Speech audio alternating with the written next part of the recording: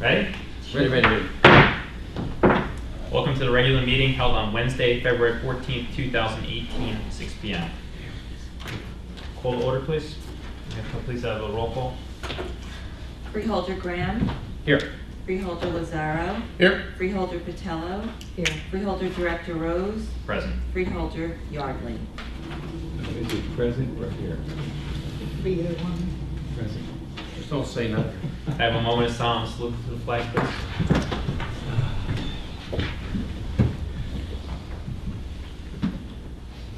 I pledge allegiance to the flag of the United States of America and to the republic for which it stands, one nation under God, indivisible, with liberty and justice for all. Pursuant to the Open Public Meetings Act, Chapter 231, PL 1975, adequate notice as defined by Section 3D of Chapter 231, PL 1975, has been made by regular mail, such notice being submitted on February 6, 2018 from the Administrative Center of the County of Sussex located at 1 Spring Street, Newton, New Jersey to the following: New Jersey Herald, New Jersey Sunday Herald, Star Ledger, WSUS Radio, and WNNJ Radio. And is also posted on the bulletin board maintained in the Administrative Center for Public Announcements and has been submitted to the Sussex County Clerk in compliance with said act. Approval of agenda. I have a motion to approve the agenda. So moved. Motion by Lazaro. Second. Second by Graham. Discussion. All those in favor? Aye. All those opposed? The ayes have it. The agenda is approved. Executive session, closed session. Resolution regarding providing for an executive closed session not open to the public in accordance with the provisions of NJSA 10:4-12 et sec. Whereas the subject matters about to be discussed may be excluded from the public portion of the meeting by resolution of the Board of Chosen Freeholders as an exception to the quote Open Public Meetings Act end quote pursuant to NJSA 10:4-12b. And whereas it appears necessary for the Board of Chosen Freeholders to discuss such matters in executive session, now therefore be resolved that the Board of Chosen Freeholders of the County of Sussex, in accordance with the provisions of NJSA 10:4-12b and NJSA 10:4-13, that the board at this time enter into an executive session for which the public shall be excluded. And be it further resolved that the general nature of the subjects to be discussed relate to the following items authorized by NJSA 10:4-12b is designated below. Matters relating to litigation, negotiations, and the attorney-client privilege, specifically CWA 1032, CWA 1032 supervisors, CWA 1032 social services, PBA 138 Sheriff's Unit, and solar litigation. Be it further resolved that the deliberations conducted in closed session may be disclosed to the public upon the determination of Sussex County Board of Chosen Freeholders or provided by law. The public interest will no longer be served by such confidentiality. And be it further resolved that upon completion of the business for which the board has entered into the executive session, the board shall reconvene and resume its meeting open to the public. Do I have a motion to approve? I'll make the motion. Motion by Yardley. Second. Second by Graham. Discussion. Roll call, please. Freeholder Graham. Yes. Freeholder Lazaro. Yes. Freeholder Patello. Yes. Freeholder Director Rose. Yes. Freeholder Yardley. Yes.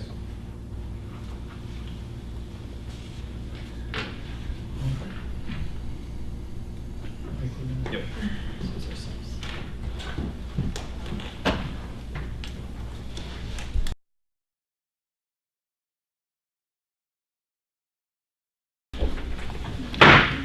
Just want to make a brief announcement. We have recessed from executive session and will return to executive session at the conclusion of regular business. Proclamations, certificates, presentations, certificates of recognition. 1, certificate of recognition of Beetle Dazonsky, already presented. Certificate of recognition for the Daughters of the American Revolution. A, Historic Preservation Recognition Award, Friends of Waterloo Village. B, Ramsey Cook Memorial Award, Carl Lazaro. C, History Award, Al Fraza. D, Community Service Award, Jan Jortsma. Do I have a motion? Move it. Second. Sorry, motion by Yardley, second by Graham. Discussion. All those in favor? Aye. Those opposed? The ayes have it. Motion passes. At this time, we have a presentation from SCUMA regarding the leachate pump station force main project. If you could just introduce yourself for the audience. Thomas Varro, I'm the chief engineer for Sussex County MUA, and John Sherry will be from Mont McDonald also doing the presentation. Good evening, Freeholders. Happy to be here. We wanted to share with you our vision going forward with regard to a leachate pump station force main project. It's a project that makes a lot of sense for us. We've, since the inception of the landfill, some 28 years ago, generating leachate, which is water that comes in contact with the solid waste at our facility. For those 27 years, we've been loading tanker trucks and driving them up Route 94 to our treatment plant in Hardyston Township at the Upper Walton. What we're proposing to do is get a pump station and place a force main so that we have a way to directly connect to our Franklin Regional Pump Station, which will in turn complete the journey up to the Upper Walton. So takes all the tankers off the road, which is a good concern. There's certainly a lot of environmental and institutional benefits. We're reducing the amount of fuel consumption, CO2 emissions also reduced. We're also looking at, it's a risk management situation, having the vehicles off the road. That's a dangerous stretch of 94. I think it's been labeled like one of the most dangerous roads in the county. And also it will allow us to provide better service at the Upper Wallkill to our septic and sludge haulers that come in on a daily basis, and they won't have to wait in line behind our many tanker trucks, which will be unloaded. But the most sense is because it's cost effective, and it's going to be immediately cost effective day one, year one, by our calculations. We're looking at a $7.1 million project over a 40-year life. We're looking at a cumulative life cycle cost savings of greater than $10 million, which is good. And with freeholder concurrence, we will eventually go through funding through the NJEIT and the newly established I-Bank, or the New Jersey Infrastructure Bank. We're looking at potential annual debt service of less than $300,000 a year. That's important because no upward pressure on tip fees, which is, I imagine, a welcome news for everybody that does business with our facility. So at this point, I'd like to turn it over to John Sherry, and he's going to go through a quick presentation of the technical details and how we got here. Thank you, Tom. So I'll provide a brief overview and then some highlights of the project, and I'll get started. So, as Tom stated, the purpose of the project is to construct a pumping station at the landfill site, and then a pipeline approximately 5.5 miles to one of SNUMA's existing gravity sewers in Franklin. And that pumping station will convey the flow directly to the Upper Wallkill wastewater treatment plant for treatment. The main project elements are to modify an existing pumping station at the landfill site that's used to fill the trucks. The pumping station will be modified by putting in some pumps that are appropriate for pumping through a pipeline. Approximately 30,000 linear feet of high-density polyethylene pipe will be installed from the landfill to the existing gravity sewer system owned by SNUMA. Along the route, there will be several chambers for air and vacuum release and cleaning out of the pipeline if that becomes necessary for operational purposes. In addition, a chemical feed system for corrosion control where at the receiving sewer will be constructed. Tom went over the benefits, and the benefits are really to convey the leachate for a period of 45 years forward. So we want to match the useful life of the landfill operation and post-closure operations as well. The Upper Wallkill treatment plant will also receive operational benefits from steady flow. Right now, the leachate is hauled by truck, and that has to be treated as the trucks are emptied. So it's a continuous flow. There's operational benefits for the wastewater operations. Another benefit is that along the route, we'll provide a place for connection of the county technical school. They have an old wastewater treatment plant, and this would provide them with the ability to connect into a pipeline rather than expending county resources to upgrade that facility. There's a clear annual life cycle cost savings, and that's probably the highest benefit to the residents of the county. As Tom mentioned, there'll be improved operational safety and a reduced liability from an insurance standpoint of driving trucks multiple times a day, every day of the year. It will also provide a benefit to the foreign sludge and septic that's received by, which is a revenue stream for the MUA at the treatment plant. Right now, the amount of septic trucks that can be received are limited and sometimes inhibited when trucks are offloaded following leachate. And there'll be certainly reduced roadway traffic and truck emissions. So there's a carbon benefit too. This is an overview of the landfill site.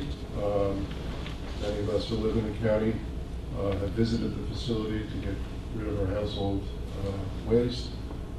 And the landfill produces leachate, which is stored in this tank right here.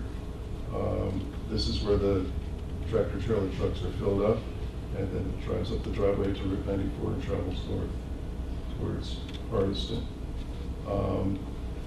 The permitting is in place at the landfill for an extended life, and there's planned expansions to extend the life for more than 45 years.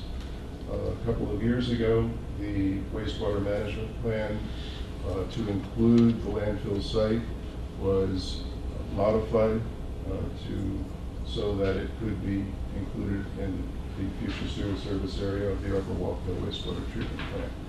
And the New Jersey DEP and the county adopted that water quality management plan amendment back in January 2016. Can you speak up? Yes. I don't know if this is capturing you. So I mentioned at the landfill, the leachate is collected in this tank, and it's pumped into this truck, and then it gets hauled to the Upper Walkville treatment plants. So those are some photos of the existing operation. And I mentioned that continuous pumping will provide an operational benefit to the wastewater treatment plant in Hardiston. This is an image of the SCUBA's wastewater treatment plant in Hardiston. The trucks come in off Route 94 through this driveway and offload right here, and then it gets pumped in and treated at the plant.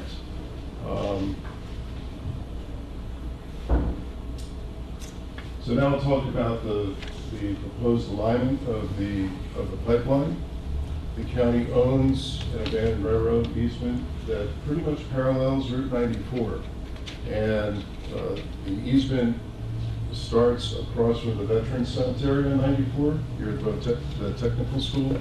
This is an image of the abandoned railroad easement. It's pretty clear. This is some more images along the route. We did walk that route with the SCUBA staff last winter.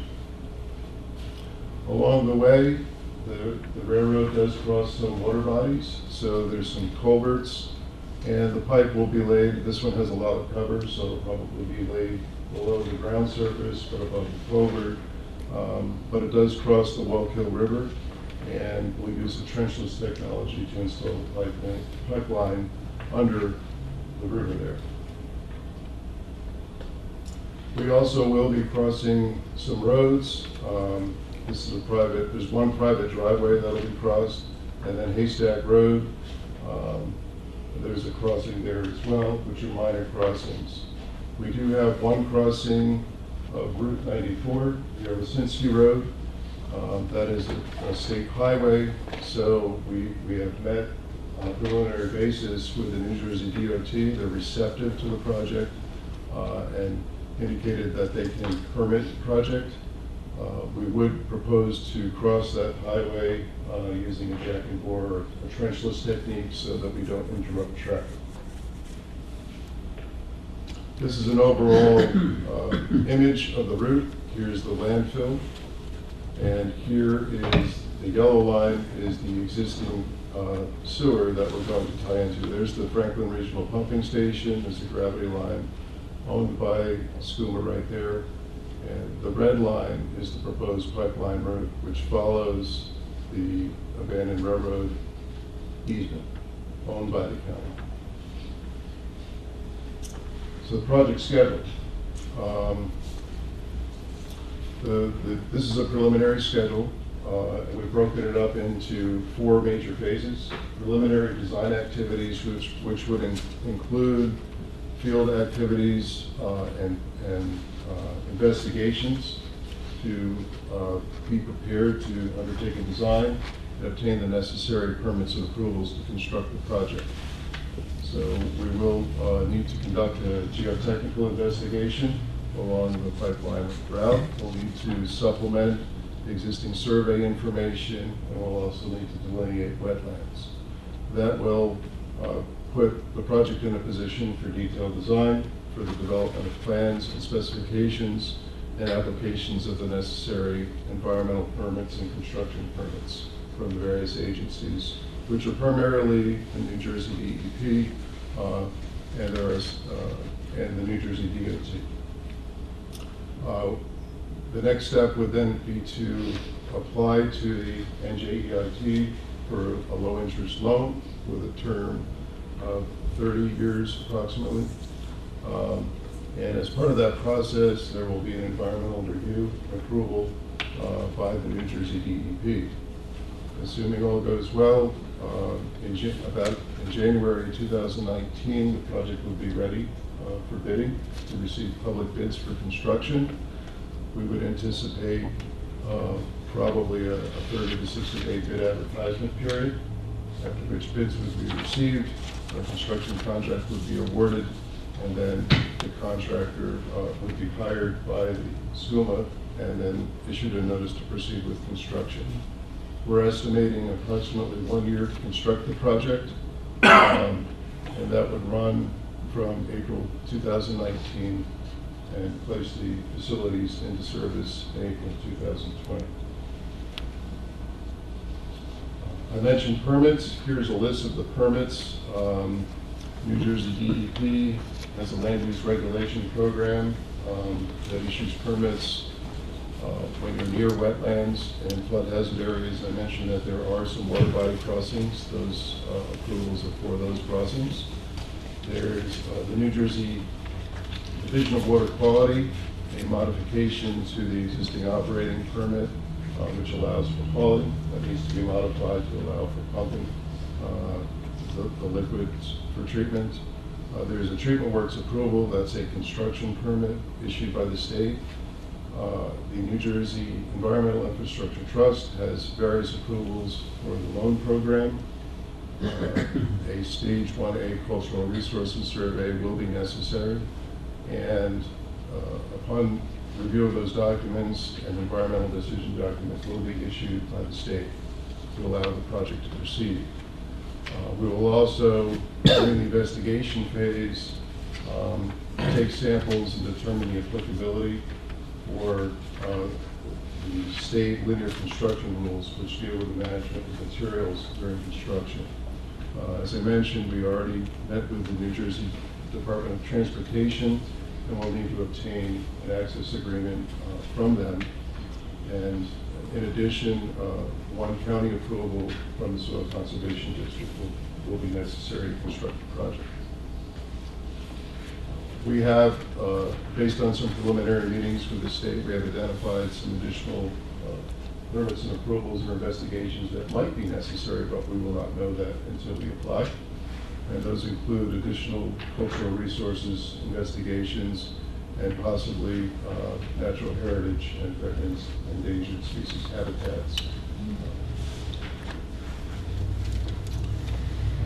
So the funding process includes what they call a level 2 environmental review. That includes a public notice and a public hearing. The planning and design for the project will be funded by the Infrastructure Trust financing program up front. They will fund the entire construction and all the soft costs for the project. They will lock in the permanent financing once the construction starts. They do that twice a year, so depending on timing, we would anticipate that the project would be about at least 30% into construction before the permanent financing was locked in. And generally, the loans issued are a very low interest rate with an equivalent of the market rate of about 0.25%, so it's about a 1% loan. Here's a summary of the cost estimate. The actual construction is about $5.4 million, and there are administrative and engineering and investigation fees that add up to about $7.1 million. That's a planning cost estimate. It will be refined, and during the course of the project, additional savings will be identified. And at this point, I'd like to open up questions from. I just have a question, which was interesting. You said the infrastructure trust is going to pay for the soft cost for this project as well? It will all be put into, it's all tracked, and then they put it all into the loan. Do you expect to be able to operate with fewer employees at the solid waste disposal facility? I'd like to turn that over to the authority. There are a couple staff that drive the trucks. What was the question, John? Fewer Do you employees. expect to be able to reduce the staffing levels at the solid waste facility? I think the plan right now is, and we'll take a look at that because it's certainly a possibility, but just by attrition of older workers that are getting to retirement age, the workers that we currently have that are very skilled can be repurposed within our operations. So, But from a ratepayer perspective, you're going to see a staffing level decrease, but not through firings. Is that a fair? Yeah, I think that would be fair. That's fair. Yeah. Go ahead. So what you're saying is that as people retire, you're not going to replace them. These people These will people assimilate because assimilate those other jobs. right, because the drivers now are not full-time drivers because they don't. There's not every day you go through dry periods and wet periods where you create leachate. So these guys have multitasked within our operations, and they'll continue to do that in a larger capacity.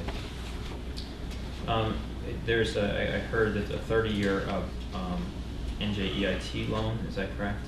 How does that compare to the life's expected serviceable life of HDPE pipe and pumping stations? The facilities to be constructed will have a design life longer than 30 years. Okay. We We hit the 45 of the expected. Yes, Okay. yes, for the pipeline and the major facilities. You might have to replace a pump Pumps during and that stuff. time, but that's a minor cost. Okay. The Franklin, part of the gravity-fed Franklin line that you're going to be utilizing, does Franklin own the force main that they use past that gravity line, or? The project will tie into facilities, gravity sewers, and pumping station and force main that are owned and operated by school. Okay, that was going to be my question. Do you have, is there an offsetting cost, or are you paying Franklin for use of their facility? The leachate corrosion control, the chemical costs, what do you know approximately an idea what the yearly cost would be that? Not off the top of my head.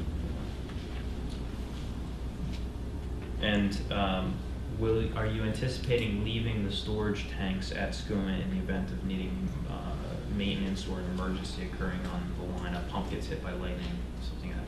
Yes, the idea under the current phase and the initial phases of operation will be to retain that tank and leave the existing pump station that's used to fill the trucks in place, leave those pumps in place, so we still have that flexibility if something happens.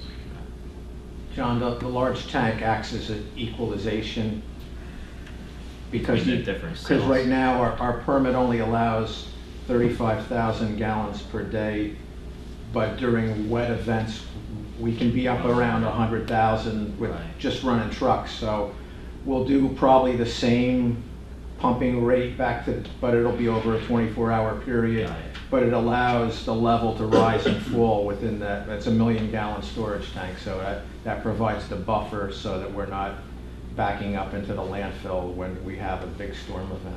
All right. Are you expecting any maintenance on that particular piece of equipment in the near term? Yeah, we've done some recently, because that's about, I think it's about 15 years old, so we've just done some maintenance and some upgrades on that. So. And it's operating okay? You Yes. anticipate that? Yeah. Because that a tank of that nature could be expensive to Yep, put back good. in. Yeah. Okay. Thank you. I have some questions on the tech school connection. I know we've had some meetings going back a couple of years ago as to advantage to the tech school. Do you have any information on it? They have their own consulting engineer, and I know they're in the process of doing a study about what they want to do going forward, but this appears to be, from what I've been told, one of their better options, much less costly than trying to upgrade their treatment facility. In the So, county, there was some money put aside, but the county was going to put aside up to $1 million in order to replace their treatment plant. So this is a direct benefit to the county itself. yes, I would agree with that. With respect to VOTEC, that portion of the line will be under pressure, correct? There'll be force main there. Have you had any discussions with their engineer about the synchronization of the pumps, theirs and yours? And if so, do you think it would be, should part of your bid go out to communicate maybe a fiber optic connection so you can have communication between the two pumping? In my experience, the state won't allow them not to pump when we pump.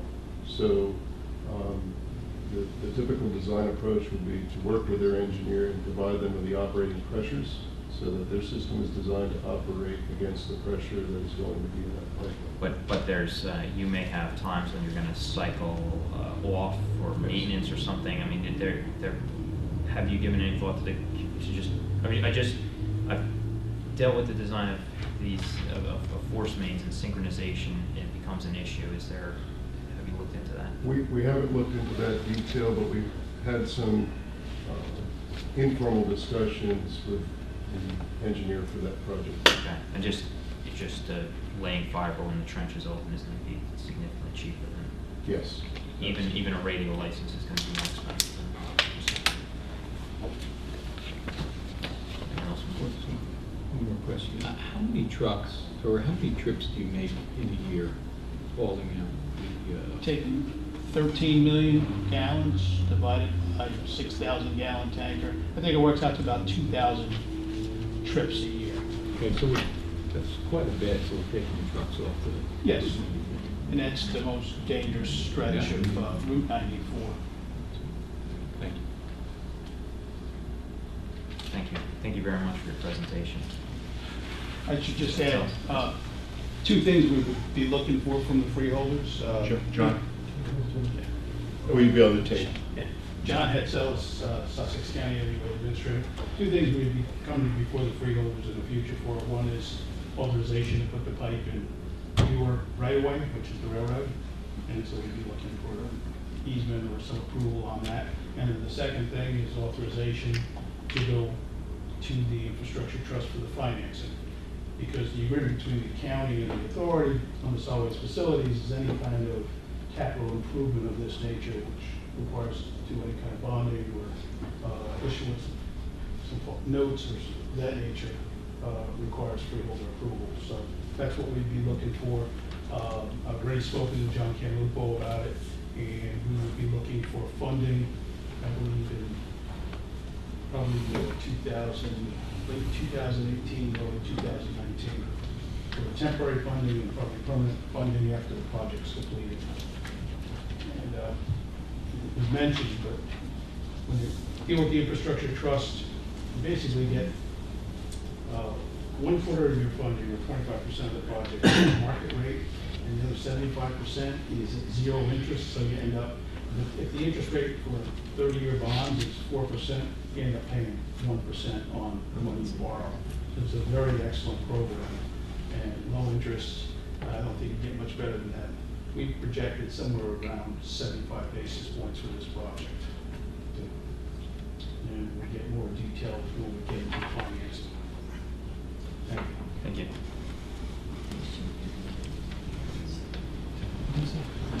We have no public hearings. Public session from the floor. Please note everyone is asked to keep their comments to 5 minutes or less and only address issues regarding agenda items. Please state your name, spell your last name, and state your municipal residency.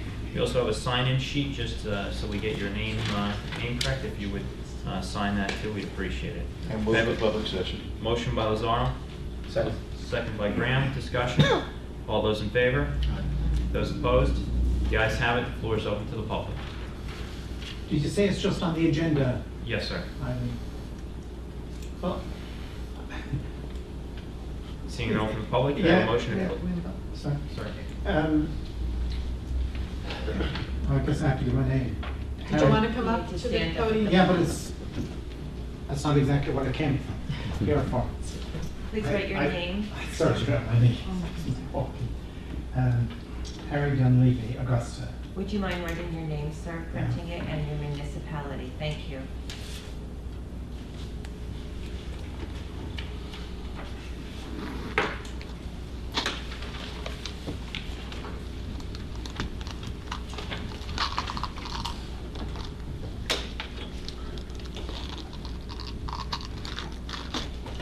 Thank you. Thank you, sir.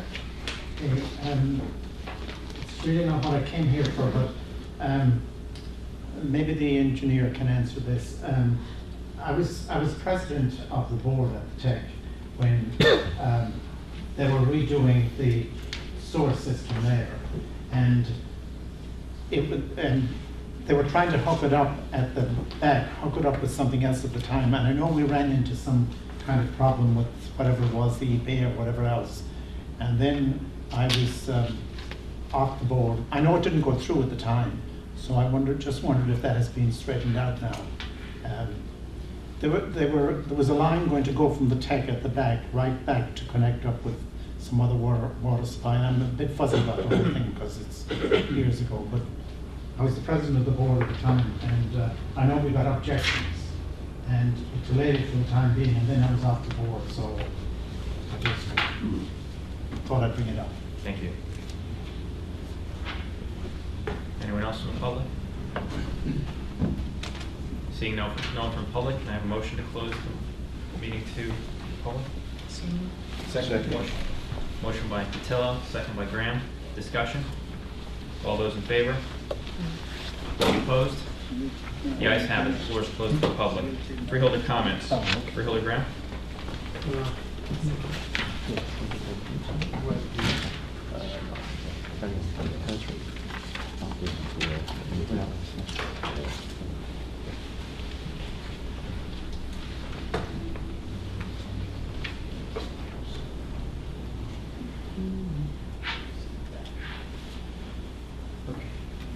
You can advance it with this. Left and right. Left and right. Right, or just page forward. Last meeting, I made some comments regarding the solar program and where we stood and how we've gone to. Without going into a deep history on it, we had a solar program that began in 2011, and in 2015 there was an agreement. There was an agreement. I want to just point out a few things tonight as we go a little bit further in trying to express where we are and what we've gone through. The solar evaluation, the program began in 2011 with solar evaluation. I've put the work that I have up here today is I'm going to be reading from documents. These are not my opinions, these are facts. And I just wanted to bring them up to what's going on right now. Anybody who is involved or wants to know anything about the solar program in Sussex County, there are some documents that probably were the most telling. Solar evaluation report, arbitration finding of facts, the Boxer report, which is the report of investigation that we had paid for to have done by the county. The final agreement, which was the settlement agreements, the releases. I'm going to also provide some payment amounts here, some minutes. It's not going to be a long presentation, but I just want to read from a few things that I think it's important for us to take a look at. That was the one that I was just showing you, was the solar proposal evaluation report for Sussex County. In that one, there was a solar group, there was a Sussex County evaluation team, which was comprised of John Eskelson, Dennis McConnell, Bernie Ray of Sussex, Steve Perlman, Deborah Van der Rijn of Inglesino, Perlman, Wiccasia, and Taylor, Tom Bryce, Jerry Jenna of Birdsall, Douglas Backer and Heather Litzbauer of NW Financial, Stephen Gable, Richard Price, and Cadence Bowden of Gable Associates. Now, the interesting thing about that group, let's see, that's Forest. That's Sussex. The one below it is Somerset. Somerset had a group a few months earlier. Their Somerset evaluation team was also Steve Perlman of Inglesino, Perlman, Ryan Skirbo of Decoitus, which was their attorney, Birdsall Industries, Phoenix Advisors, Stephen Gable of Gable Associates. This document is the American Arbitration Association. This was the arbitration finding of facts. Anybody who wants to read any information as to how things went wrong, that's the read. The next document, I'm reading right straight out of our document. Documentation indicates that the Sussex County evaluation team was created to evaluate any proposals received and make a recommendation as to the contract award. The members of that team were, and I read them before, Stephen Perlman, another attorney at Perlman's law firm, 2 individuals from MCIA's engineering firm, 2 individuals from the MCIA's financial advisory team, 3 individuals from the MCIA's solar consulting firm, Eskelson, Ray, and McConnell. Thus, 9 of the 12 members of the evaluation team stood to gain financially if the county were to move forward with the project. Moreover, despite being listed as evaluation team members of the evaluation team's October 2011 evaluation report, in their investigative interviews, Eskelson, Ray, and McConnell each stated that they had no awareness that they were supposedly had been on such a team. For example, McConnell stated that he did not have a role in putting the evaluation report together, he never reviewed it, he did not attend any evaluation team meetings. He stated that he is disappointed that his name was listed on the document as his being part of the evaluation team when he was not. Similarly, Ray stated that he does not remember being a part of the evaluation team or ever meeting with other team members. He stated that he does not know why his name was listed on the document, which is rather odd considering I got the email of that evaluation from Mr. McConnell. A group of people that I just named, Gable Associates. Now this is just Sussex County dollars. This isn't all 3 counties' dollars. So you can just basically take the dollars that Sussex County paid out and you can almost triple the number. Gable Associates received $571,000. Inglesino, Perlman, and Wiccasia received $456,000. McConnell's firm before he joined the county was $8,000. Morris County Improvement Authority received $225,000. NW Financial received $68,000. Perlman Miranda, which was the firm that Mr. Perlman went to after he left Inglesino, received another $42,000, and U.S. Bank received $18,000. This is just the pie chart of disbursements. These are essentially the numbers that I just read off.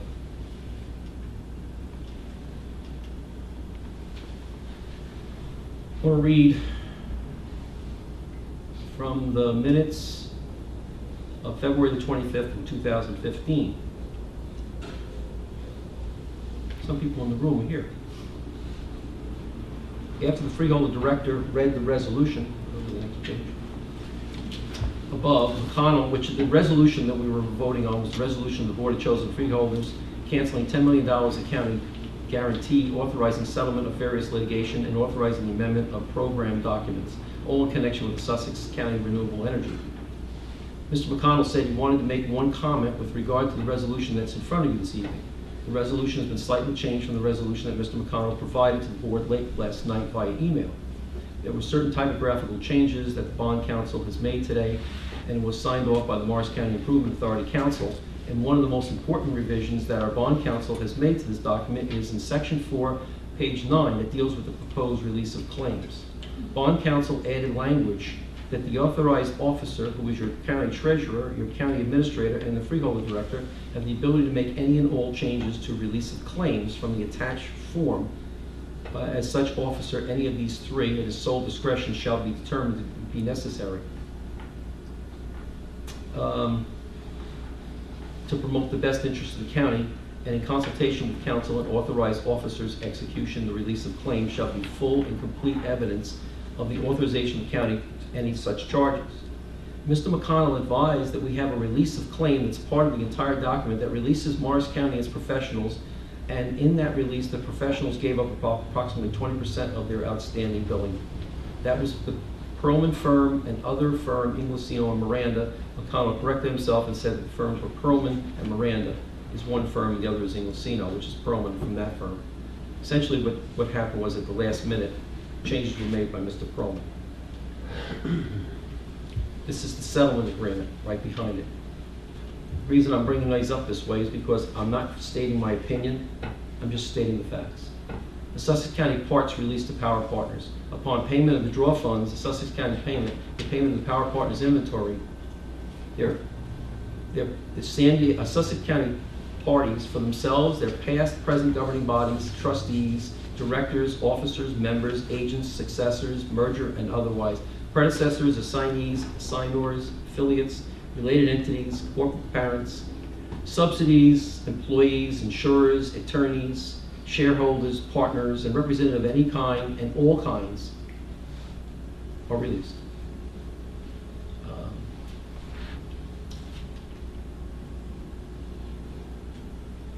Sussex County parties release of Sunlight and its entities. Basically, it's the same thing. Full release, all presented at the last minute of the day of the agreement. All right, I'm almost done here. This isn't going on for too long.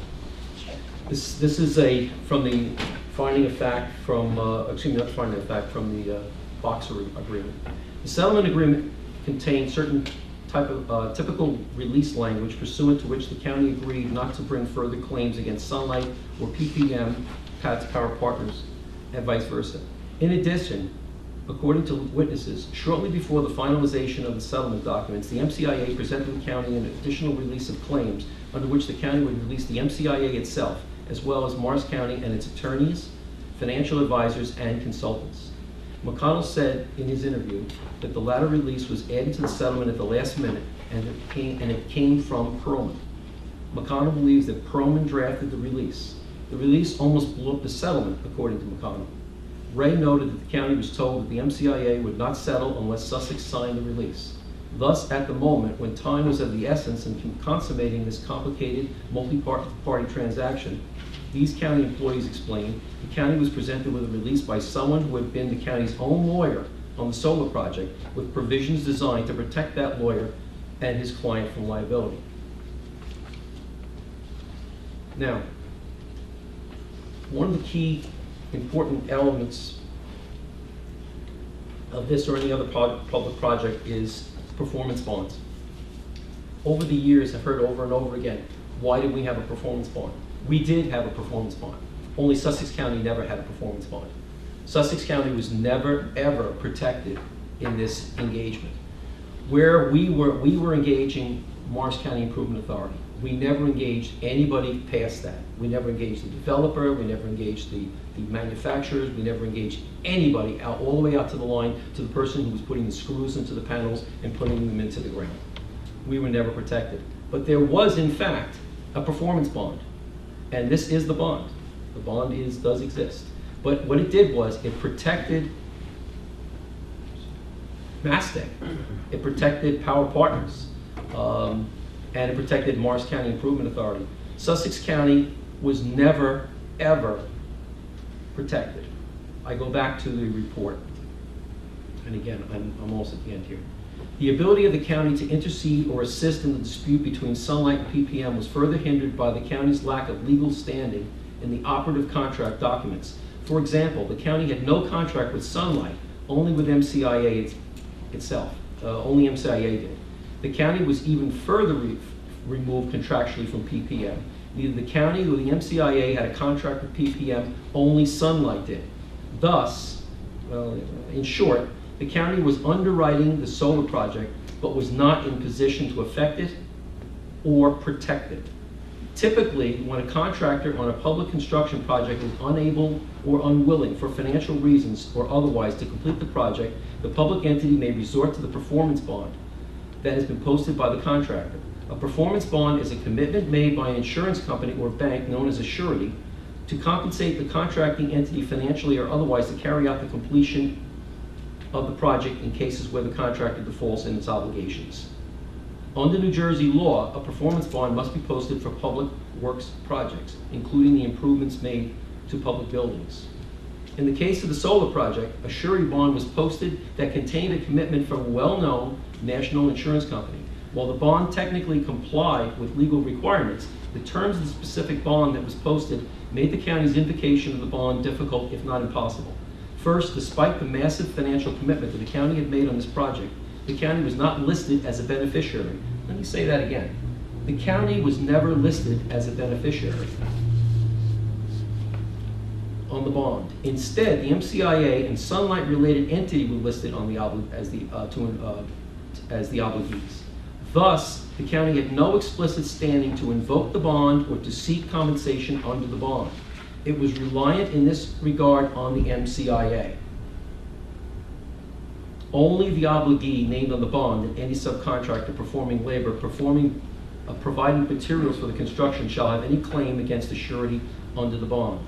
The bond itself further stated, no right or action shall accrue on this bond to or for the use of any person or corporation other than the obligee named herein and their heirs, executors, administrators, or successors to the obligee. Second, as per the terms of the bond, the entity whose non-performance would have entitled the MCIA to invoke the bond was not Sunlight, which was the entity the MCIA had a contract with, but rather was PPM, which was another entity between MasTec and MCIA. Put more directly, the entity with whom MCIA had contracted, that is Sunlight, did not post the bond. So MCIA was not protected, it was never protected. In an investigative interview, counsel for Sunlight noted his understanding that the counties had not expressed any preference regarding which party posted the bond. Third, by its own terms, the bond covered only those obligations set forth by the power purchase agreement and not those set forth in operative agreements. However, PPM, the principal under the bond, was not even a party to the power purchase agreement. Thus, arguably, the surety could be called upon to save this project only if it somehow be found that PPM defaulted on a contract to which is not even a signatory. Fourth, the bond explicitly permitted the surety as an option in responding to the alleged default by PPM simply as notify the obligee of the denial of liability in whole or part cited reasons therefore.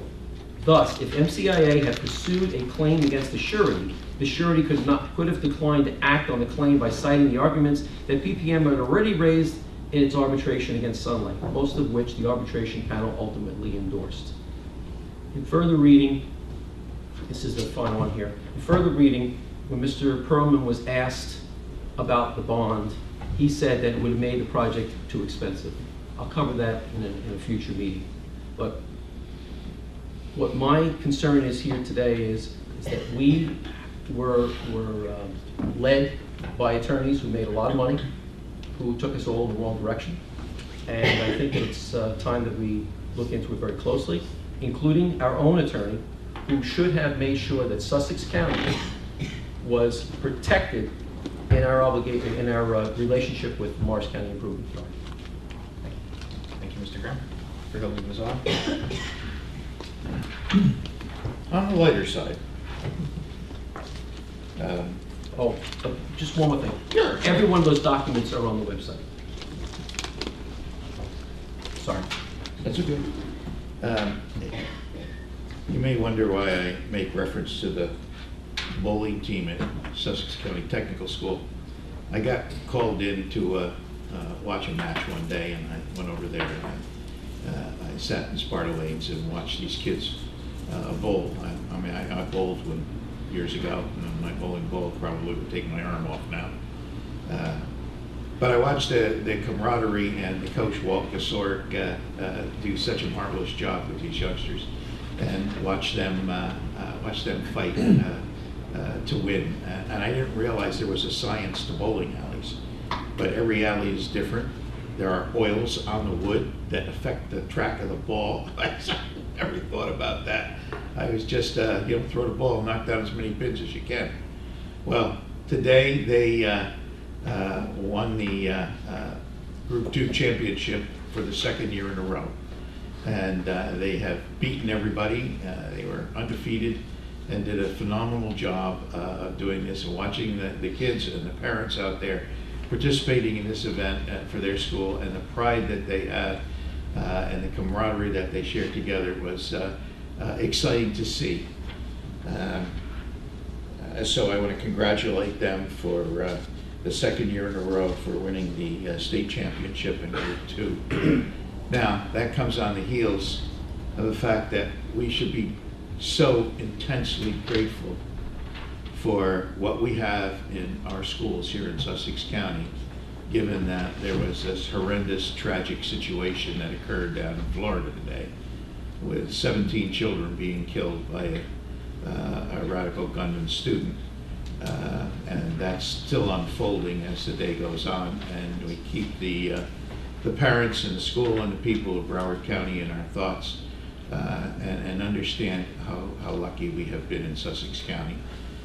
There's something wrong in what's going on in this country that we have to live with this kind of thing going on every day in our schools. It's a different place, a different time, a different situation. When I went to school, I never had to worry about that. School was a safe place. I guess that's not true anymore, and that's sad to hear. But I'd ask you all to remember the families and the students and the kids in that Broward County school who are dealing with this tragedy today.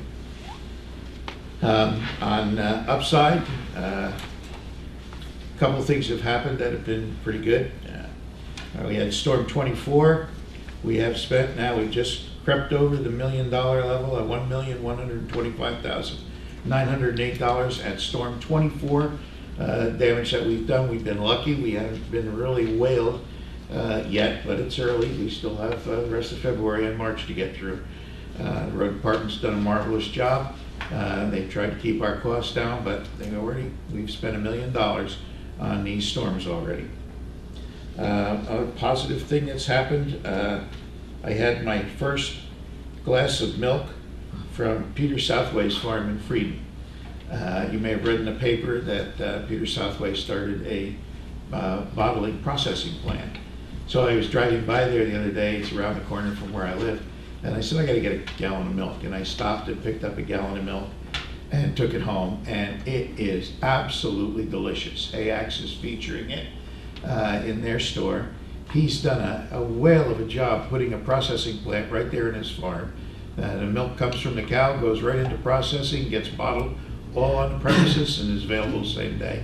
And it's the good old-fashioned milk that we used to have as kids. You have to shake it because it's got cream in it. And it is really good. So if you have an opportunity, just off the cuff, and I'm not advertising for Peter, but I am, it's great milk. Enjoy it, and it doesn't cost any more than what we pay in the store. The first bottle, you have to pay for the bottle, and then when you bring the bottle back, you know, same prices in the store. So that's another great thing that we've had at BP. Businesses are growing. There are creative ideas that are happening. The farming in Sussex County has been tremendous. The Lentini farm out on Route 94 by the hospital has done some tremendous additions in what do you call it when you get water? Irrigation systems, so that they can keep all their vegetables growing. And whether you know it or not, that's one of the farms that provides 2 or 3 truckloads of tomatoes a week into Hunts Point that gets distributed throughout the country and throughout the area, all from Sussex County. So, you know, no farms, no food. These farms are doing a tremendous job, and they deserve all the credit in the world for what they do. That's all I got. Thank you. Thanks so much, Mr. Lazar. Deputy Director Patillo. In light of our efforts to get information out about our resources, our services, and our grants, I am going to the Apacon schools tomorrow to meet with their new superintendent and with many people from our staff at Human Services. We're going to talk about the early intervention program, Right to Path, which works with the needs of children that have behavioral problems, identifies it, and brings counseling not only to the child in need, but also to the family. And from there, we expect to go to other schools as well. Because these grants are available, but not many of the schools are using them or recommending any of their students. So we felt when we went and gave them a personal presentation, they would be more apt to get involved in those grants. And those grants offer a lot of resources and help that the schools are not capable of giving. Also, we're looking to host an informational meeting that would be for mayors, council members, representatives from the school districts, and this meeting would be held at Sussex County Community College. The tentative date for that is March 6th. We haven't checked the availability yet, and it's from 9 a.m. to 10:30. We will put a banner on our website so that you'll know exactly what the date is. We expect it to be March 6th, but that could change. And the presentation at that point would be for all of our social services and our community and youth services, so that the towns would understand all the available services that we have for their residents. Because we're finding that often if there's a problem, they go to the borough business administrator or to the mayor. We're seeing issues with homelessness, with evictions, with the need for food, for housing. And so oftentimes they're calling us, but they don't really know what is available. So we're going to give presentations. We're going to hand out a whole folder full of all of the issues that you could possibly have in your neighborhood, the contact people to call in the county so that we can work on them for you. So if you have homelessness, there'll be a page about homelessness, contact number. If you have a need for food, there'll be a page for that with the contact number. So you're not wasting any time. You can call immediately and our staff would begin to work on those issues. One of the other things that I watched today was a webcast about legalization of marijuana in New Jersey. And our coalition actually sent it out to members of the coalition. It was an hour presentation, and it was extremely interesting. It had 2 speakers. The first speaker was an elected official who said that there have been statistics that the majority of people in New Jersey are not in favor of legalizing marijuana. And he feels that you really have to decouple the issue of criminal justice reform and bias towards minorities as a reason to legalize marijuana. He says even though there is a criminalization of drug use and there is a target in the minority areas, he feels that legalization is not going to fix that and really has no way of handling or making those changes. So if that's the reason that the governor is using to legalize marijuana, it doesn't make sense. It's not going to work. But he was talking about marijuana as an impact on public health. And he felt, and this was interesting as a father of 2 young children, because his 2 children actually came out and became a part of this webcast. What he was saying, and we know this, is that the marijuana of today is not the marijuana of the 60s. It's engineered to be stronger. He says, and because it's engineered to be stronger and the drug has changed, it shouldn't be called marijuana. It should be called poison. And one of the reasons he said that is because when he brought his little children out, he had edibles on his desk, and one of the little children was asking for the gummy bears, and the other one wanted the brownies, and then they wanted a drink, and his whole idea of bringing the children out was to make you realize that these gummy bears are full of marijuana, and the brownies are full of marijuana, and the drinks are full of marijuana, and children can't differentiate which is the right one to eat or which it isn't, because if you ever looked at the packaging of these things, you can't tell the difference.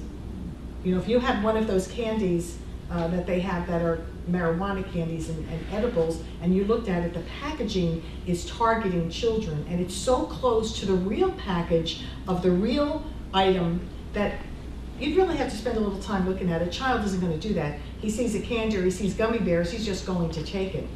And what he wants the government to do is to put a commission together to really look at the issues associated with legalized marijuana in the other areas.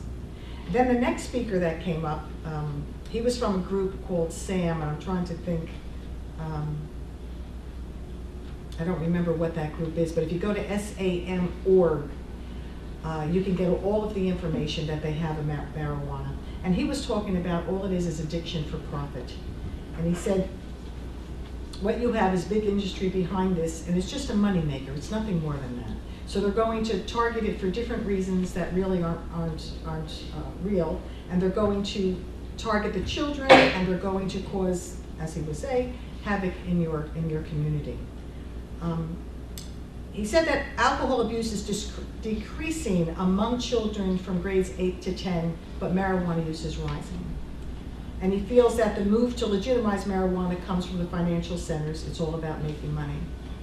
And the interesting thing, which if you're with the coalition, if you even go on the pages for our coalition, there's so much information there, that they've been able to separate the THC, which is the ingredient that causes the addiction in marijuana, from the other components. And they call it crystalline marijuana or crystal THC. So you can have a candy bar that would have this THC in it, which is, it's so strong that it can be from 80 to 100%. Now, because this is a state law, not a federal law, the FDA has not come in and told you, and can't come in and tell you what a legal dose really is for this legal marijuana. However, we know from a medical dose, a legal amount for medical marijuana is 10%. So if you have a candy that's 80% or 100%, it causes not only overdoses, but it causes a lot of trips to the emergency room. So what's happening in Colorado and other states that have legitimized marijuana is that their social services have become extremely expensive. So the money that they're making is not really having a big effect on taxes and other things that money would pay for, because now your social services are rising. And just to mention a few is homelessness, unemployment, traffic accidents, emergency room, and crime. And interesting enough, he was talking that they'd like to take marijuana use and make it a separate, what do they call it? Category of drug. Thank you. Not category of drugs, category of people. In other words, you know, when you go with biased crimes, if you know about biased crimes, there are separate groups. There's minorities, there's race, all these different groups that if you commit a biased crime, the penalty is much higher. Well, if you take this group of marijuana users and put them in that peer group and they have their own group, it changes how you can handle any of the situations that are caused by these people. So what he's talking about is that the use is a heavy use, because when you take the marijuana, you take it to intoxication. One of the largest construction companies in Colorado, and if you've been to Colorado lately, I'm there all the time because my son is there, there's a tremendous amount of construction going on, especially Colorado Springs. And the construction company is saying they're having a very difficult time hiring workers because they can't pass the drug test. So if you make this group a separate group, then that drug test would be meaningful to the workers and to employment. So you can see how it's affecting everything there. I mean, I can tell you from my own experience, but what I see over there, every time I read the paper, because this drug is so strong, it causes hallucinations.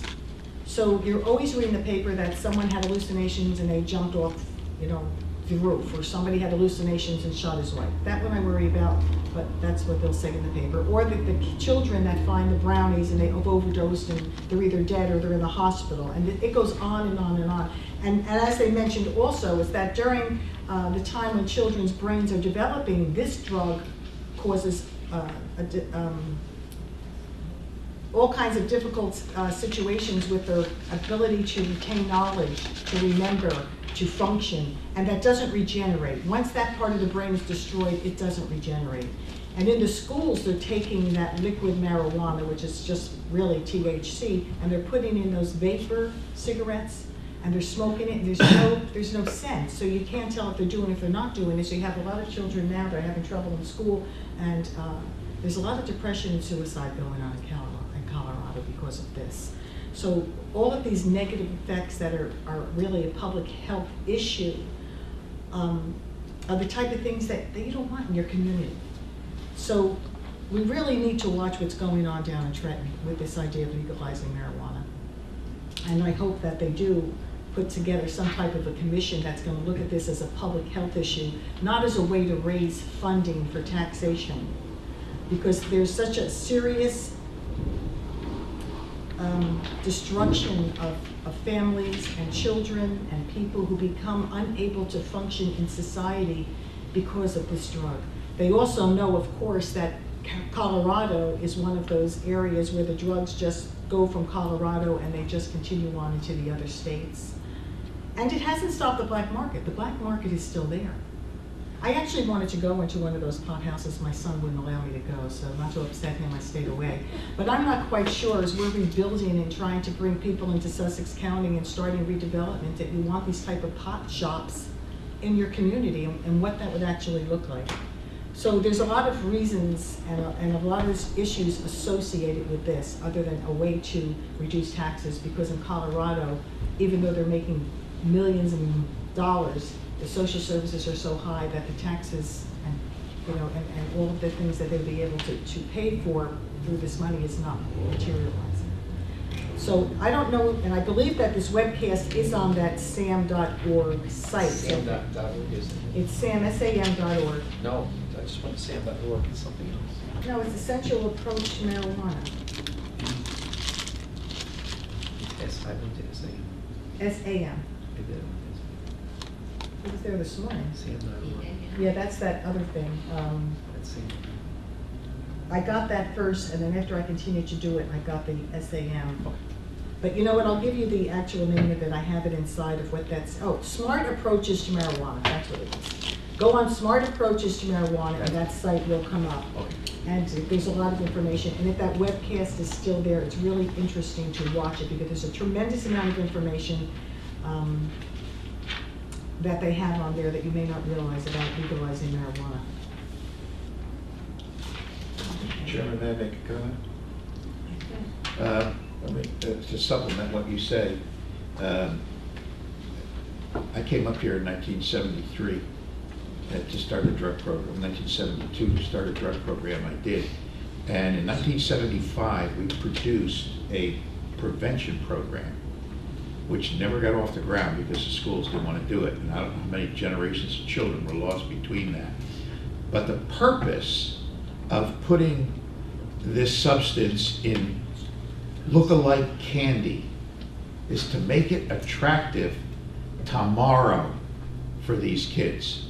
If you remember, there's probably only two of you out there that can remember the age of the candy cigarettes, where you had a nice peppermint cigarette with a little red end on it, and you were walking around with it hanging out of your mouth so you could look like Marlon Brando. Not that With old. your sleeve rolled up. You're not. It can't be that old, because I remember that. It can't be that old. Then I had a nice box with a flip top on it, and you could pop the cigarette out, flip it up the air and catch it before it got down, and you were hot shot. And then you rolled up your sleeve and tucked it in your sleeve and rode your bicycle with the flap on it way down the street. It was Marlon Brando. You're too young to understand. That's a process that got teenagers on cigarettes when they got older. And what this substance is so powerful today that it affects the thinking process of a brain of an adolescent up to the age of 16. So you're dealing with 12 to 16-year-old kids that are having their intelligent thought process modified by their habits that have been created because we're putting gummy bears out there with stuff in it. If you don't think this is insidious, you got the wrong thing going. And for government to be behind something like this is absolutely outrageous. Thank you very much. I want to say it's called a protected group under the bias laws. So they want to become a protected group under the bias laws. But go to learnaboutsam.org, okay, and that should give you all of the information. And Is there a stupid approach to marijuana site as well? the stupid approach To marijuana on the internet? It's on the internet. Yeah, Thank you, small. Maggie. Okay, I just want to read some of the programs that we have with the Human Services group that are out there right now. Let's see, we have a presentation. The Office of Public Health Nursing will be conducting a presentation at Brookhaven titled Common Illnesses in Children at 10 a.m. on Thursday, February 15th. I think there's one that's really interesting that I like a lot, and that is at the Senior Life Center presentation. They're going to be at Sussex County College, I think it is. The Senior Life Center at Sussex County Community College will be hosting free presentations during February and March, and pre-registration is required and space is limited. And you can go to email at seniorservices@sussex.newjersey.us. But on Friday, February 23rd at 1:30 p.m. at the United Methodist Home at Bristol Glen, they're going to be showing a Cary Grant movie, Bringing Up Baby. And I think I remember this movie. Carl does. Yeah, I know Carl does. It tells the story of the absent-minded professor, Dr. David Huxley, who was Cary Grant, who is one bone away from completing the giant brontosaurus skeleton when he has the great misfortune to be bowled over by dizzy Dame Susan Vance, which is Katharine Hepburn, who in one 24-hour period ruins his entire life. I remember that. It was a really good movie. So if you're interested, that's on February 23rd. And there's also one more. I'll help you get into Bristol Glen. I have contact. Oh, this one is an important presentation. Hold the door open. This one is called Cancer Thriving and Surviving Workshop, and this is really an important workshop. It's for cancer survivors that have completed treatments and or caregivers of cancer survivors. They're invited to participate in a Cancer Thriving and Surviving Workshop, and this is sponsored by the Sussex War and Chronic Disease Coalition and the Divisions of Health and Senior Services. The free 6-week program is 2.5 hours per week, and workshops are held on Fridays from February 16th to March 23rd from 1 p.m. to 3:30 p.m. at the YMCA up in Hamburg. And this is for people who have fought through cancer, that they've already fought that battle and they're through cancer, and it's on a workshop on how to get back into living and get back into life. So I know for a lot of people it's very difficult. So that's a very interesting workshop as well. Okay, thank you. Thank you, Ms. Patel. Freeholder Yardley? What a report, Paul. I'm going to say, very good and very interesting. I think the drug situation in the county, the marijuana situation that is proposed by the governor, can only bring, I believe, harm to the state. If you have a chance, you can go online and read the newspapers from Colorado, especially there's a Denver Post, I think it's called, and what's going on in Colorado that we don't happen to, for whatever reason, hear about it in New Jersey through our media. I just wanted to say, and I'm going to keep mine as brief as possible. I went to the Triad meeting, which is held up, Triad of the seniors that volunteer for services, and they have a meeting up at the Office of Emergency Operations, and that's on the sheriff's website. You can go up there, and they have programs for them, and it's open to the public. I went up to meet the group there, just talk to them for a minute or two, and just see what the presentation. The county does presentations to all of the seniors. Anyone can go up there during that day, and that's on the website. I did have a meeting with Gary Gisano, Surrogate's office, and I think it's a very interesting operation. It's not just wills. Everybody seems to think wills, and they've been around a long time, and there are many different aspects of how they interact with people's lives, and it's a very interesting and important department to the county. I did go to the chamber breakfast, and Carl Lazaro was there, and they had 260 people at that meeting. And there were many, many businesses, it's called business to business, that are thriving and working in the county.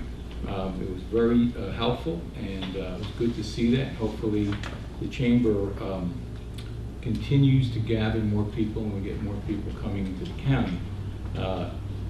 In regard to the chamber, I did meet with the chamber, Tammy Horsfield, in regards to some issues with the county, such as the farming, promoting farming in the county, working together with marketing with the county, and some website stuff that we are currently doing.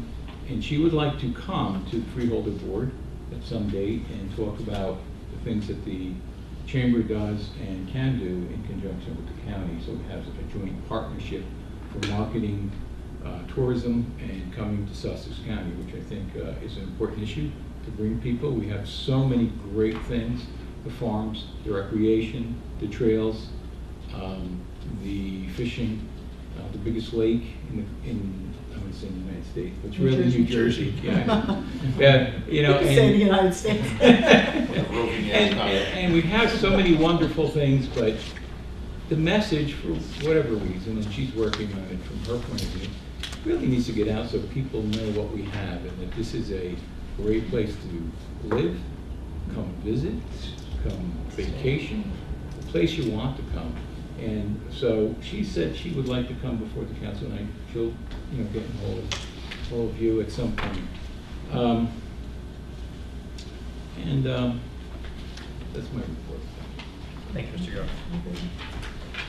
We're on to a consent agenda. I'm going to change slightly how I read through this agenda, and I'd like some feedback both from the Freeholder Board and from members of the public, if I could. Approval of consent agenda. Freeholders, please review the consent agenda. If any freeholder would like to remove an item to be considered separately, please do so now. Seeing no one, the Board of Chosen Freeholders of the County of Sussex has reviewed the consent agenda consisting of various proposed resolutions to determine that the adoption of the said resolutions is in and will further the public interest. Have a motion to adopt the consent agenda. So, Second. Motion by Patillo, second by Lazaro. Discussion. Mr. Paul, can you just briefly go through what each of these items is? Sure. Resolution A, the Sussex County Division of Health has been approved for the 2017-2018 Cancer Control Prevention Comprehensive Cancer Control Health Service Grant, and is interested in connecting the efforts to improve the health community, and finds it's in the best interest of the county to provide the funds to Northwest Cap as a sub-grantee in the amount of $31,625 to deliver those services. Resolution B, social services for social services for the homeless program is administered through the State Department of Human Services Division of Family Development. Provides assistance to residents of the county who are at risk of homelessness but are ineligible for temporary assistance for needy families. Resolution C is the transportation program. Provides funding to counties and consists of funding under the Transportation Block Grant and Temporary Assistance for Needy Families, TANF. And the purpose of this funding is to enable TANF eligible families to participate in employment-directed activities.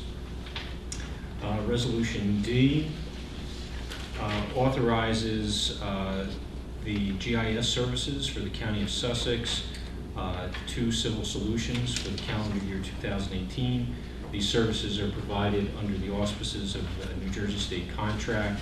Services include support of the county's enterprise GIS system, the use of ArcGIS online, and data development and parcel maintenance.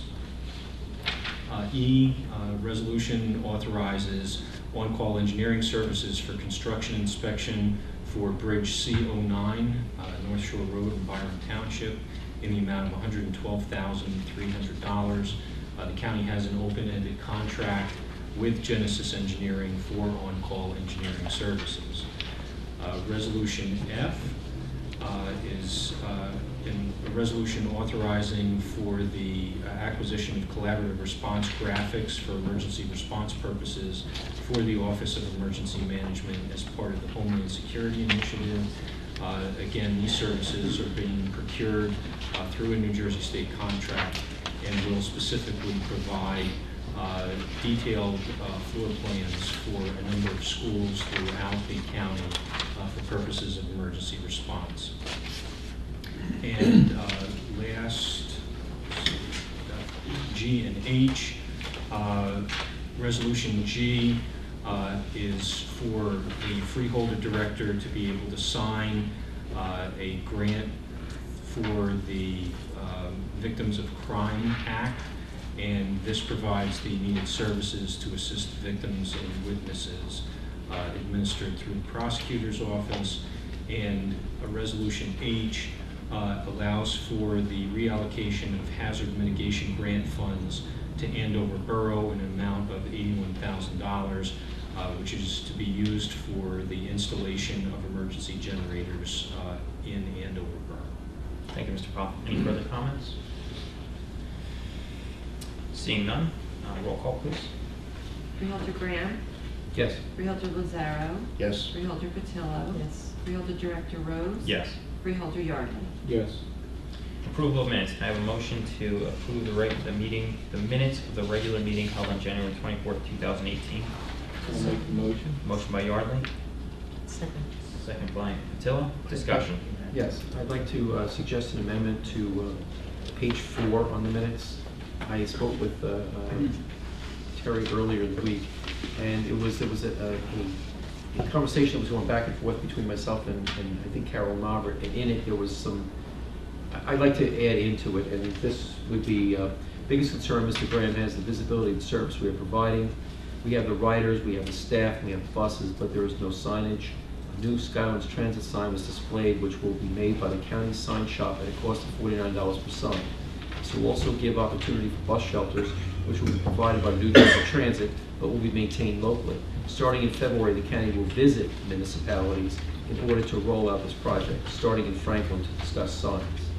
After having spent many hours with the people who run this operation, you understand that it's more than just a service. People in the county really care about what we do. So, Mr. Graham, with your permission, perhaps what we should do is to vote this down, and then we can make those changes, redistribute to the freeholder board, and then bring it up on the next meeting. Would that be acceptable? Sure. So what I would recommend, why don't you make a motion to lay this upon the table? Table it. Make a motion to lay it upon the table, and then we will we'll vote on that, and if it's tabled, we will. I move we table it. Can we vote no on the minutes, and then don't they get redone if we vote no? Or withdraw, I'll withdraw my approval. No, we can vote no. Okay. The board's choice. You can either lay it upon the table, or you could, we could We all. table it, it goes for reconsideration, and we'll just bring it up again next time. Unfortunately, no, it would go for reconsideration in its current form. Now, just to be clear, laying something upon the table effectively kills it forever unless it's removed from the table by a further motion. I think the easiest, just vote no. Okay. Any further discussion? No. Roll call, please. A point of clarification, so the motions will still remain Yes. as Yes. Freeholder Yardley and Yes. until, and the motion is to vote, is to not accept the minutes. No, No, motion is motion to is accept the minutes. Motion Oh, for we're now, gonna we vote vote the on. minutes. Yeah. Okay, Call the roll. okay. Freeholder Oh, it's a Graham, voice vote. No. Call the roll, please. no. Freeholder Lazaro. No. Freeholder Patillo. No. Freeholder Director Rose. No. Which you are not eligible for, you are absent. Would you then be abstaining? Abstain. Okay. And Freeholder Yardley. No. Motion fails. Appointments and/or resignations. A, resolution regarding appointing Skylands Risk Management, Inc. as a risk management consultant. Can I have a motion? So moved. Motion by Lozano, Second. second by Patillo. Discussion. I will need to abstain on this. Any further discussion? Roll call, please. Freeholder Graham, Yes. Freeholder Lazaro. Yes. Freeholder Cotillo. Yes. Freeholder Director Rose. Abstain. Resolution regarding. I'm sorry, there's one more. Freeholder Yardley. Yes. That's the problem with going last. You wanted it. Resolution regarding amending the reappointment of Sean Highland, Kathy Pross, and Adele Wines as members of Sussex County Human Services Advisory Council for terms of 3 years each. Terms begin immediately and expire on December 31st, 2020. To read, quote, reappointment of Sean Highland, Karen McGill, and Adele Wines as members of Sussex County Human Services Advisory Council for terms of 3 years each. Terms begin immediately and expire on December 31st, 2020. End quote. I'll make the motion. Motion by Yardley. Second. Second by Graham. Discussion. I just want to thank all of these people for serving. I attend these meetings, and I particularly want to point out Adele Wines. Adele Wines is 90 years young, and she is a very effective member of this board and also the seniors. So I just want to thank her for hanging on for another 3 years on this board. Thank you. Any further discussion? Roll call, please. Freeholder Graham. Yes. Freeholder Lazaro. Yes. Freeholder Cotillo. Yes. Freeholder Director Rose. Yes. Freeholder Yardley. Yes. Resolution regarding authorizing the issuance of purchase orders in compliance with NJSA 19:44A-20.4 et sec for various bid exempt services as stated below. Resolution regarding correction of quote engineering aid end quote title in CWA 1032 job groups to reflect 2017 salary range. Resolution regarding preliminary adoption resubmittal of the Sussex County wastewater management plan to New Jersey Department of Environmental Protection for approval. Do I have a motion? I'm going to ask that C be separate. You read two, correct? You read C. So make a motion to approve A and B. Okay, I'll make the motion to approve A and B. Motion by Yardley to approve A and B. Second. Second by Cotillo. Discussion. Okay, I spent a lot of time looking at this adoption of the county wastewater. We're not on that yet. That's going to be Let's next. see. Next one. We're discussing A and A B. and B. I'm good. Any further discussion? All those in favor? Aye. Those opposed? The ayes have it. The resolutions pass. Can I have a motion to approve Resolution C? So moved. Motion by Lazaro. Second. Second by Graham. Discussion. Now, Mr. Gardner. I spent a lot of time looking over this county wastewater management plan and had concerns about the septic management plan. So basically, it was authorized. We don't have to vote on that at this time. However, it will come up in May, where we will have to vote on the other part of the plan. And I think that we should just all know what the plan is, spend some time to know what it is and what the potential ramifications are of it, because apparently at this time, what I can see is that we, or I, are the only ones that have issue with it. I'm only Who saying did you that. speak to about it? Well, we tried to find, there was a call made to, you want to just elaborate, to the Association of Counties. Sure. You know. So the county is required by the New Jersey Department of Environmental Protection Water Quality Rules, which is in the Administrative Code 7:15, to have an approved wastewater management plan. Part of the rules require that a septic management plan be incorporated into the wastewater management plan for those areas that are not covered by sewers and are subject to disposal through septic systems. And as Freeholder Yardley has indicated, the resolution that is before you this evening excludes the septic management plan section that will be incorporated as part of the county's wastewater management plan pursuant to these water quality rules. This evening, you're being asked to consider amendments which include the sewer capacity analysis for DEP permitted wastewater facilities, nitrate dilution model analysis for septic areas, which again is required by the water quality rules. Freeholder Yardley and I had a conversation. I know that he had the opportunity to speak with representatives from the Department of Engineering and Planning. that have the administrative oversight for the development of this plan, and that conversations are ongoing in regards to how the county might go about developing a septic management plan that would be in conformance with the DEP's water quality rules. And so that is an ongoing conversation that we're having at the staff level.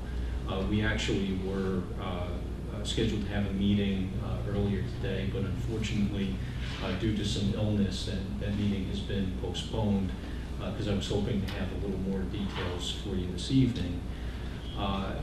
But in the conversation that I had with Freeholder Yardley, he'd asked me to reach out to the New Jersey Association of Counties to see if the New Jersey Association of Counties had taken any position in regards to the section of the water quality rules that talked about the septic management plan.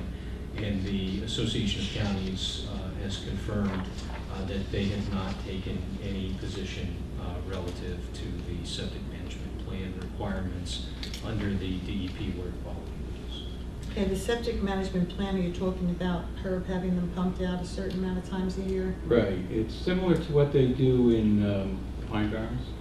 And if you read on what the Pine Barrens do, they don't do a very good job of anything, enforcement. And I think I read something years ago that the director said, well, we don't do a good job on enforcement.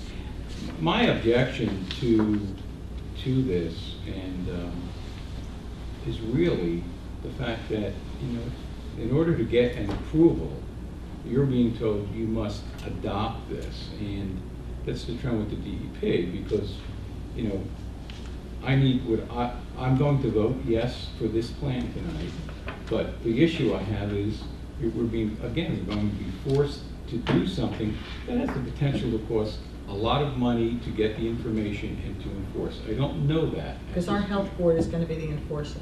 Well, and enforce is the critical word, because now you're going on forcing people to do something. with Well, their here, septic. you know, we just, down the other end where I am, we just had a contract with the DEP to give a PACON and the other 3 counties on that lake, the other 3 towns on that lake, $500,000 for water quality control. Part of that agreement was that issue, was to have these septic management plan in place. And it's actually the part of the agreement that held up the signing of that contract, because towns are reluctant to do that because of the cost associated with enforcing that ordinance. So I think it's a good point. I just don't know how you get out of it. I don't know how we get out. I agree. I don't know how we get out of this because, you know, they could potentially stop our projects that we have in the county. So I think we have some time to investigate it and to let our feelings be known. But I just don't Well, like it's going to affect us because we have shared services for that health. I know. And I'm not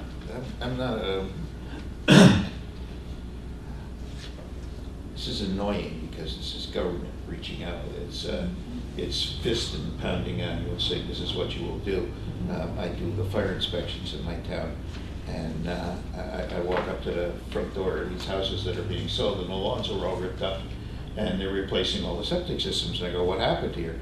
And the inspector came over and sits there and says, well, you know, it'll probably pass, but I'm not going to put my license at risk, so I'm failing it. And now you're talking about another $20,000, $30,000 to replace that septic system that was functioning and working all right. And I still operate under the old philosophy that if it ain't broke, don't fix it, leave it alone. Well, then When you it's have to go broke, up to the then new you fix it. regulations, too. So now you've got the DEP saying, we don't care what you think, rip it all up and we're gonna do what we want. And I think that's government's heavy hand again. That's where you're thinking. I agree with that. The point is well taken. I just don't know how Is this you gonna- get around this. Is this going to further complicate the situations that we had up in Vernon? Yeah. potentially, yes. And it's one of those things that you're damned if you do, damned if you don't. And the DP will, at some point, say, you know, this project you want that needs our approval, you didn't comply with this. So my issue is this, is that we have some time to look at contacting the state representatives and potential, looking at from a legal point of view if there's any flexibility or leeway here. But I just don't like the fact that we suddenly are being told, not suddenly, this plan's been around a long time. Yeah. We're being told, you have to do this, or, you know, potentially there are some ramifications. So I'm just bringing that to the board, that, you know. There must have been, before I was mayor of PACON, there must have been something that went on with the DEP, because PACON had an ordinance in their, they had passed this ordinance. They didn't enforce it, but they had passed it. And when they came up with this new agreement now, the only reason they got through with that new agreement because they already had that in place, even though they never enforced it. So I don't know if the DEP is actually going to watch to see if you're enforcing it, or do they just want it on the books that you have it? Because some things they don't enforce. Yeah, but there's You really count on that, though. No, you can't count on it. But that's. You know, especially considering the new administration that we're here, Yeah. things that were, you could kind of ride that train for a while, I don't feel comfortable with it. They should be I don't know. giving Yeah. us tons of money, because according to the state, we're protecting all the groundwater. Yes. But we do, and we get nothing back. Right. Nothing. It puts the homeowners more in jeopardy. Well, and I think that's unfortunate and unfair.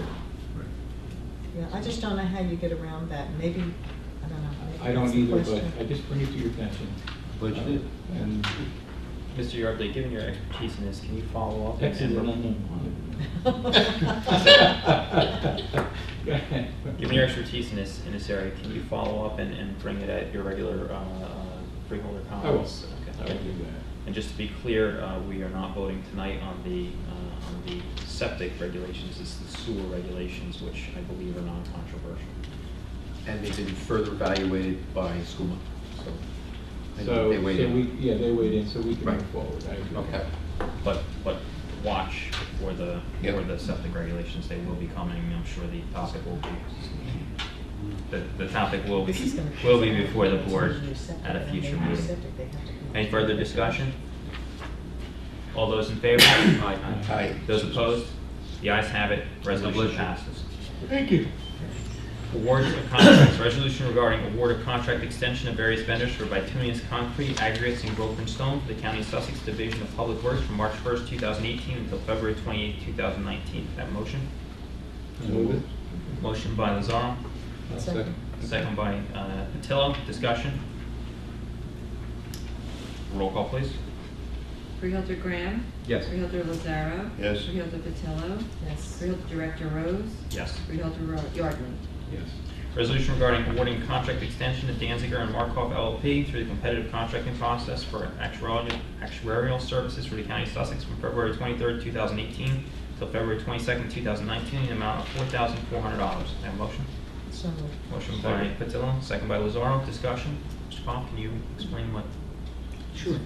This resolution is authorizing an extension to our current contract for the final year with Danziger and Markov, which is a qualified firm to provide actuarial evaluation for post-employment benefits other than pensions in compliance with GASB Statement 45.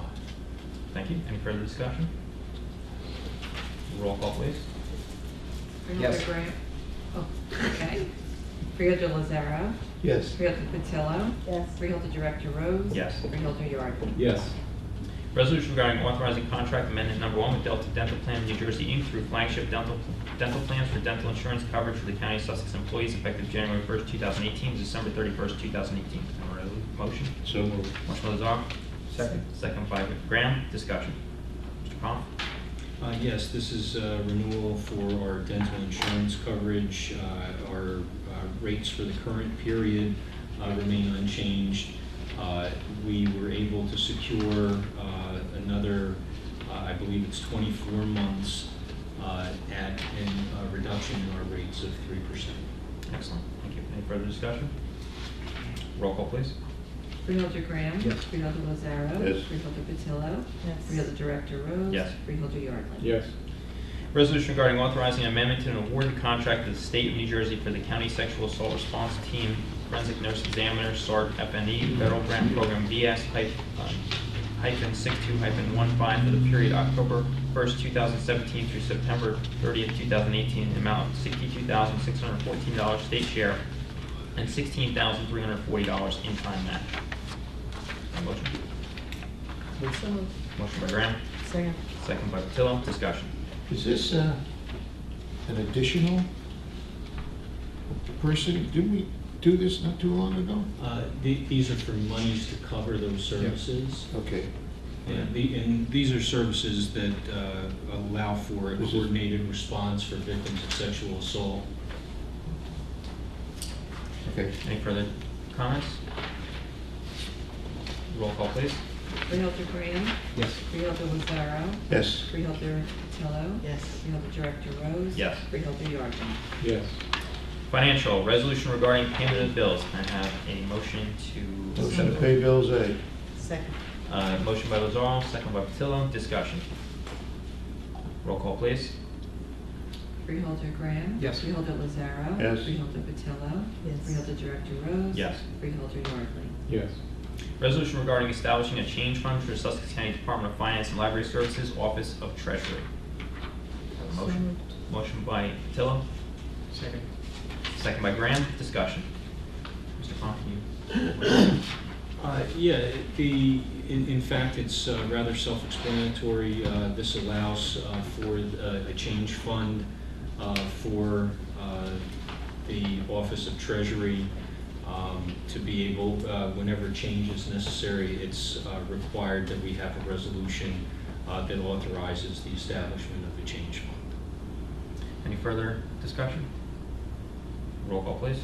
Freeholder Graham. Yes. Freeholder Lazaro. Yes. Freeholder Patillo. Yes. Freeholder Director Rose. Yes. Freeholder Yardley. Yes. We have no personnel, correct? No. Administrative report? Yes, thank you very much. I will keep the balance of my comments for when we resume closed session, but just to advise the board that the Papicating Rail Trail memo providing you with some additional information from the presentation that was made at the last meeting by Fish and Wildlife will be forthcoming, and based upon that, then we'll be seeking your input as to whether or not you'll be interested in signing on as an applicant for the construction of that trail. So more information to come. That's all. Thank you. Thank you. County Council? Nothing to report. Any unfinished business? Any new business? Public session from the floor. Please note, everyone is asked to keep their comments to 5 minutes or less. Please state your name, spell your last name, and state your municipal residency. Also, please print your name and municipality on the sign-in sheet. I have a motion to go into public session. So moved. Motion by Lazaro. Thank you. Second by Graham. Discussion? All those in favor? Aye. Those opposed? The ayes have it. The floor is open to the public.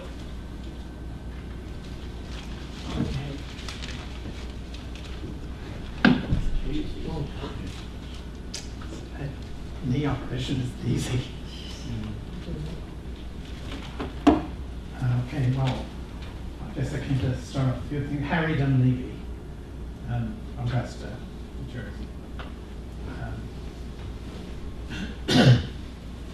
Okay, the failing technical school is what I want to mention, and I thought that the Freeholder Board was rather disparaging to me at the last meeting when I was here. I brought up discrimination at the school where I've been blacklisted, and I was a former president of that board, and I gave a year and a half, which you have in writing from a former superintendent. I gave a year and a half of voluntary work at the juvenile center, and then I worked part-time on a paid basis for 4 years. And I wasn't regarded as a good math teacher. I was regarded as an excellent math teacher. And I've also been a math teacher in college. I'm also concerned, I just joined the Literacy Society here in the county. I'm also concerned with the fact that I'm blacklisted from the technical school from just working there as a substitute. Now, I have to admit, I do not need $90. Neither do I need 90,000. If I do, I'll need it, I'll go to the Sussex Bank and get it. I went to the last board meeting, and just look at this here. Every high school in the county failed mathematics very, very poorly, getting less than 43%. And all of them except one, all of the 9 public schools, failed in English. I'm not qualified to speak in English about English standards because I'm a qualified math teacher. And I'm also a qualified Spanish teacher, but I've never been one. And why I thought it was disparaging is I give you a load of information that the technical school was, during the last part test, was regarded also as a failing school by the state board. They got 22%. This time they got 22.5%. Their standard in English is also very poor. Yet you put the very same person who is the president of the board and a very arrogant person who won't answer my question why I'm blacklisted from there, you put him right back on that failing school board. And it appears to me that apart from one person on this board, which I'm not going to mention, that the rest of you are not very interested in the education standards in the county, which are a total disaster. On top of that, you are giving money for a new building at the college where I taught for some time. I taught calculus there. And where are you going to get the students from that can take any advanced technical course if they can't pass the very, very low standards of the PARC test? And if anybody read my letter to the editor, where I said, what about if you had to do a real high school math? I think the technical school and a few others might get a 0%. Now, in the past, the freeholders, you're not responsible for this, the freeholders have put somebody on the county college who never took a course in college in his life. But it didn't matter, he was just put in there. Now, my question to you mainly is, we have 1 in every 32 homes in Sussex County being foreclosed.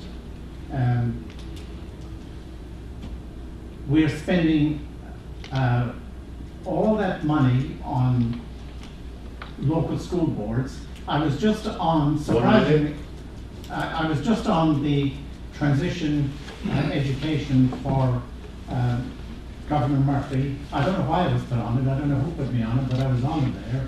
And my only statement that I made or whatever didn't mean anything really being on there. It was just, I don't know why, but was to do away with local school boards and not having people foreclosed on. But would somebody answer why you didn't answer the information I sent you about being discriminated at the technical school board and a refusal to give me a reason, since I gave all that voluntary time to there and was regarded in writing, you all have it, as an excellent math teacher? Would somebody give me the answer? We didn't see it. You sent it to our email? Yes, I sent it to you, yes. I sent you the whole thing, and I asked that. Was it recently, Harry? Yeah, yes, before the appointment of the present president of the board. I didn't see it. Time. I'm speaking to Freeholder, please. Yes, I sent the whole information, and I asked not to reappoint that president because he is a disaster. And he has 4 others with him, not just the Democrats and Republicans. He has 4 others with him who don't seem to care about education. Thank you, Mr. And Chairman. could I get an answer why I wasn't answered? Why you represented us? You represent me, even though you're all Republicans and I'm a Democrat. You represent me, and why couldn't I get an answer? Ken? I didn't see the email. I did not see it. I didn't see it. Well, somebody isn't doing the job there, then. What would come? I don't think we can answer that question. Well, that's your answer. You actually called me about it the next day. We can't answer that Can't answer question. that question. We can't answer that question. You're asking us to answer why somebody else did something you're accusing them of. We don't know whether they're doing that or not doing that, but we can't answer that question. I have a lot of respect for you, but we can't answer that question. And you couldn't even answer and send me an note or a letter or an email and say, well, we can't answer the question. You couldn't even do it. Right now, we can't. Because it may sound ostentatious, but I may very well have paid more taxes than any of you sitting behind that desk. What do you think? We don't know the answer to all the things that are going on in the background. We only know what you tell us. And on that basis, we can't answer your question from a perspective of what the school is doing and not doing. We can only see what we see at the school, what the Board of Education does. Now, I'll get that 1 second. I question those results seriously because the part test was not well received and was not well taken throughout the county. Many children were not permitted to take that test. So the measurement of that test is flawed. If everybody took the test and those were the results, I would say you got a good point. But I would say close to half of the students in the county did not take that test.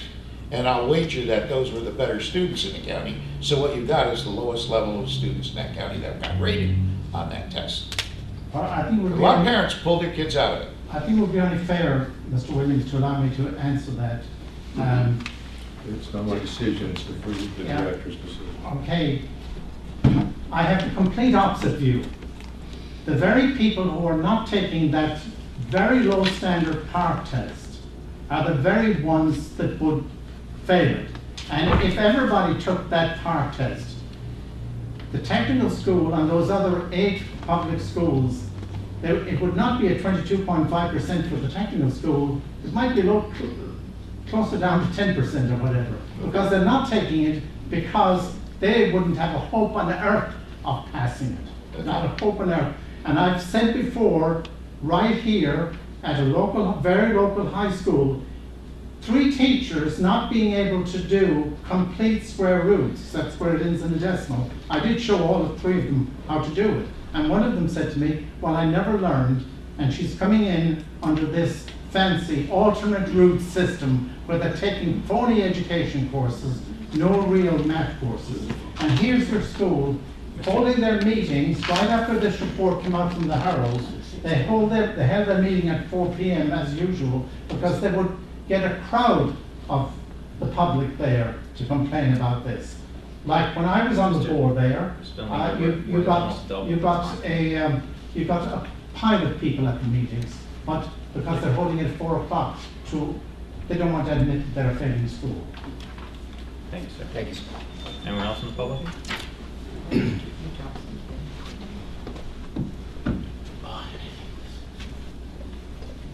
Stop the clock. Sign the page. Sign the page. And we will not start the clock until Start the clock. We've been told that paper's gonna be worth a lot of money someday. Hope this isn't a paycheck.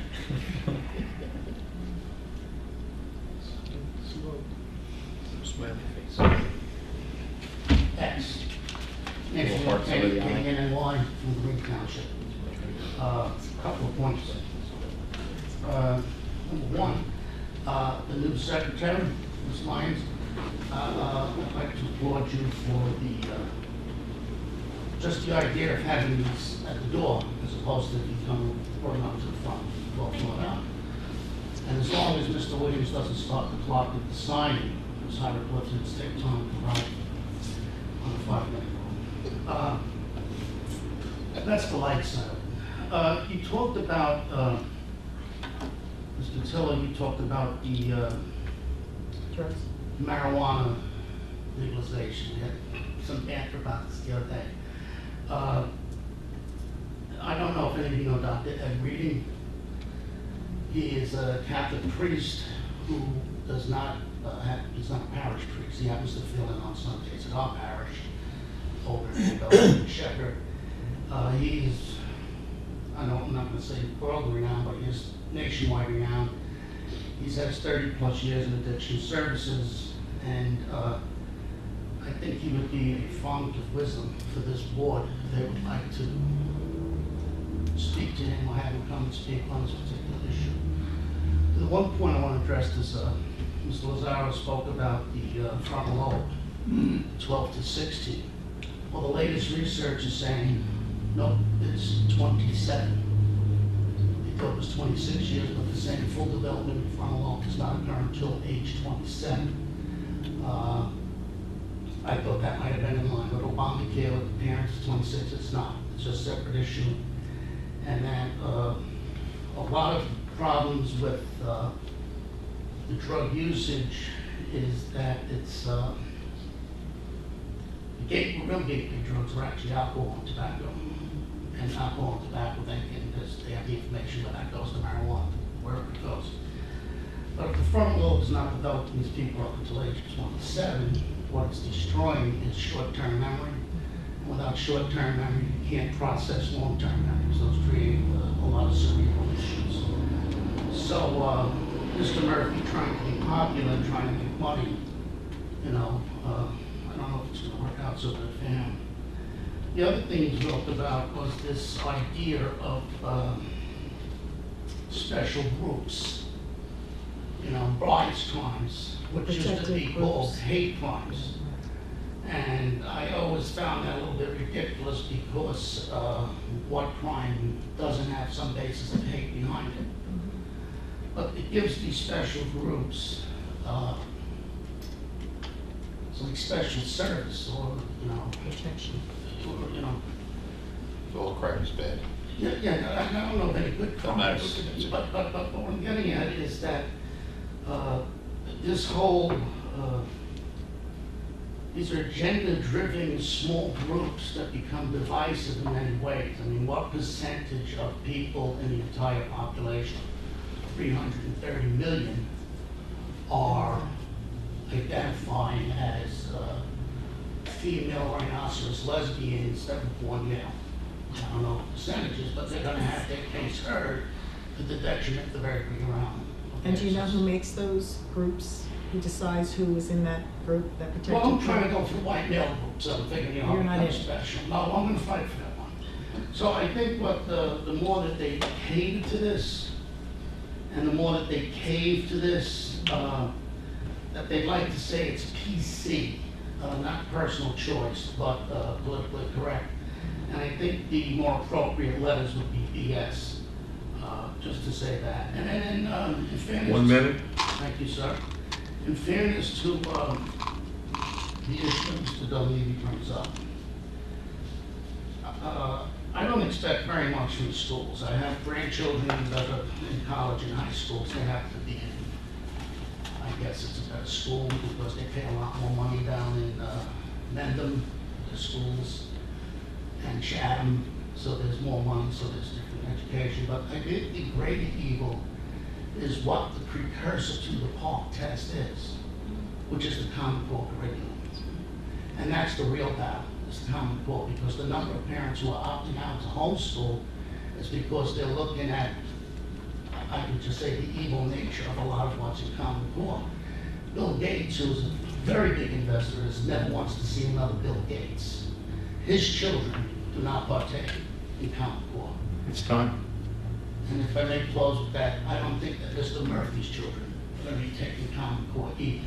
So the issue is not necessarily what he's saying about the low numbers, whether they were or they weren't there. The issue is the Common Core, and then the Park test is a result of the Common Core. Thank you. Mr. King? I'd like that name and that contact, if you don't mind. Yes, I'll get it for you, yes. Any further comments from the public? Good check. Seeing no one, like to request a motion to close public session from the floor. Motion by Lazaro, second by Tillo. Discussion. All those in favor? Aye. The ayes have it. I will read the reminders, then we are going to go back into closed session. We'll come out and adjourn after we come back from closed session. Reminders, February 15th, 3:30 p.m., Licata Mental Health Board in this room. February 20th at 7 p.m., Musconetcong River Management Council at the Alamoche Municipal Building. February 21st at 7 o'clock p.m., Lake Musconetcong Planning Board at the Netcong Municipal Building. February 20th at 7:30 p.m., the Ag Development Board here in this room. February 20th at 3 o'clock p.m., Development Review in this room. February 21st at 12:30 p.m., Sussex County Youth Services here in this room. February 21st at 4 o'clock p.m., there's the school reorganization meeting that will be held at the Lafayette House. February 22nd at 7:30 p.m., the Open Space Committee held here in this room. Thank you. 9 to 1.